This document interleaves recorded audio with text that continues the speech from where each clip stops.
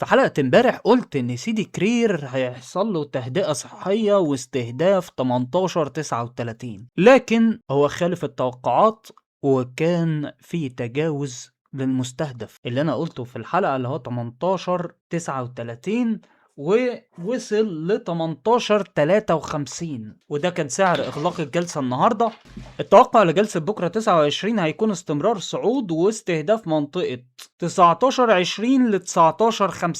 طالما فوق 18-40 فاحنا مطمنين. بالنسبة لبالم هيلز أنا قلت امبارح بالنص في الفيديو انه هيكون في شمعة خضراء وهيكون في تحرك للمستهدف عند 12، والحمد لله النهاردة الشمعة كانت خضراء واغلق عند 11 و13. بكرة برضو انا متوقع لبالم هيلز محاولة الوصول ل 11 ونص لو كان في فوليوم ايجابي، ومتوقع له ان هو هيكمل في الاتجاه الصاعد. بالنسبة للسويدي انا كنت قلت انه في تصحيح وجني ارباح، لكن هو خالف التوقعات واستمر في الصعود القوي واغلق عند 87-30. توقع الجلسة بكرة لازم نكون حذرين جدا في التعامل مع السويدي لان السهم متضخم، والتوقع الاقرب بالنسبة لي هو حركة عرضية ما بين 86 ل 88. عامر جروب انا كنت توقعت امبارح ان هو هيدينا شمعة حمراء واستمرار التهدئة، وده اللي حصل فعلا النهاردة واغلق بانخفاض 0.47 بالسالب عند 2.12. انا برضو شايف ان هو لسه هيكمل في جلسة بكرة تجميع وهيختبر او هيوصل للدعم عند 2.09 قبل ما يرجع لرحلة صعوده تاني. اتكلمت برضو عن اموج وقلت امبارح انه هيكون في صعود واستهداف 8.52. النهاردة السعر وصل لأعلى سعر عند 8.51 وأغلق عند 8.40، وتوقعاتي لبكرة إن هيكون في محاولة اختراق وشمعة إيجابية خضراء عند يعني هيعدي بإذن الله 8.52، وكمان هيحاول يوصل للمستهدفات اللي بعد كده. طلعت مصطفى انا اتكلمت عن حركة عرضية وشمعة خضراء باهتة. اللي حصل النهاردة كان فعلا اغلاق عرضي شبه ثابت عند 94.02، وتوقعاتي لبكرة عرضي مائل للصعود، هيبقى مثلا لو في سيولة هيستهدف 96. بالنسبة للتجاري الدولي انا قلت امبارح انه هيبقى فيه يا اما صعود طفيف يا اما ارتداد بسيط، وهو اغلق على هبوط عند 137.11. التجاري الدولي دلوقتي انا شايف ان هو للاسف ممكن ينزل تاني عند 135 لو استمر هبوط البيع في لندن. بورصة لندن مدينا الشمعة الحمراء، وده يخلينا حذرين جدا في التعامل معاه. بالنسبة لفوري فأنا توقعت إن هيكون في النهاردة تحرك صاعد واستهداف 20.82، لكن فوري خيب توقعاتي للأسف وكسر 20 وأغلق عند 19.99.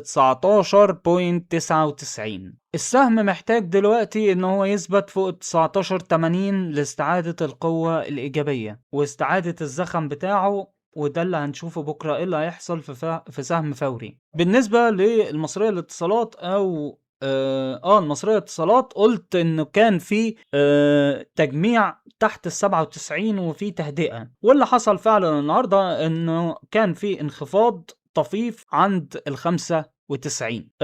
بكرة انا برضو متوقع ان هيكون في التحرك في النطاق ضيق ما بين وهو طبعا تحرك عرضي، وهيبقى ما بين 94.5 ل 96. الجلسة بكرة مش هيكون فيها تحركات كبيرة إلا لو ظهر خبر طبعا أو حصل أي مفاجآت، لكن لو على الوضع الحالي فاحنا متوقعين إن هو هيبقى ماشي في اتجاه عرضي ضيق شوية. بالنسبة لدايس فأنا قلت امبارح انه هيحصل جني ارباح وتهدئة مؤقتة، والنهاردة هبط بنسبة 2.86 واغلق عند 2.04.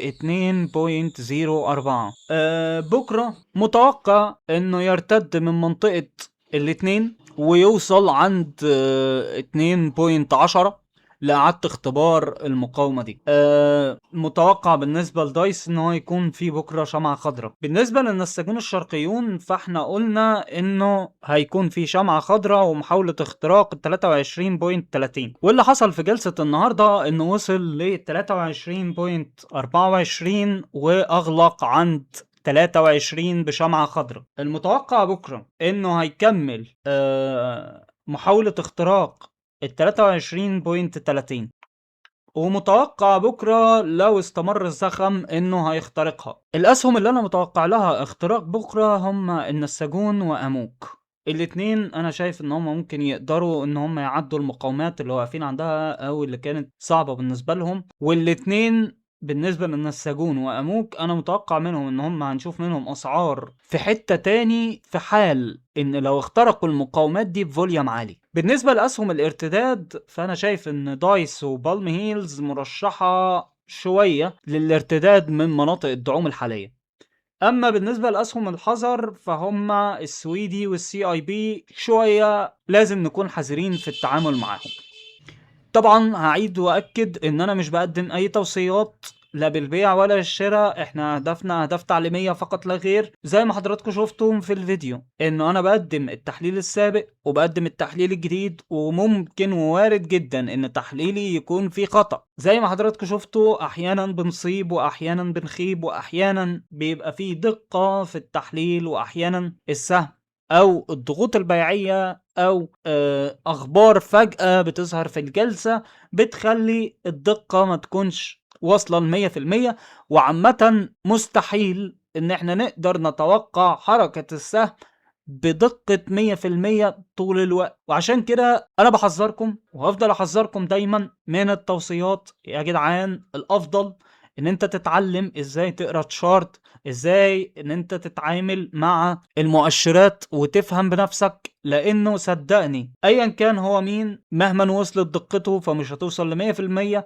مستحيل نهائي ان انت تحكم حركة الاسهم، وطول الوقت بيبقى فيه اخبار، والاخبار دي خد بالك انها في ثانية ممكن تغير كل حاجة. وعايز اقول لكم حاجة، انه في اسهم قوية وفي اسهم تانية اقل خبر بيأثر فيها، اقل سيولة بتأثر فيها. ما تخليهمش يخدعوك بان هم يروحوا مصدرين لك الاسهم القوية التقيلة في تحليلاتهم ويقولوا لك ان احنا كده نتوقع السوق ومش عارف ايه. في اسهم حركتها فعلا بتبقى بطيئة لان دي اسهم قيادية، وتوقعهم للأسهم دي بنجاح مش معناه أبدا إن هما كل مرة هينجحوا، ومش معناه أبدا إن أنت تعتمد عليهم. أتمنى النجاح والتوفيق للكل، وأتمنى إنه يكون الكل رابح في جلسة النهاردة، وبإذن الله تكملوا الأرباح في جلسة بكرة.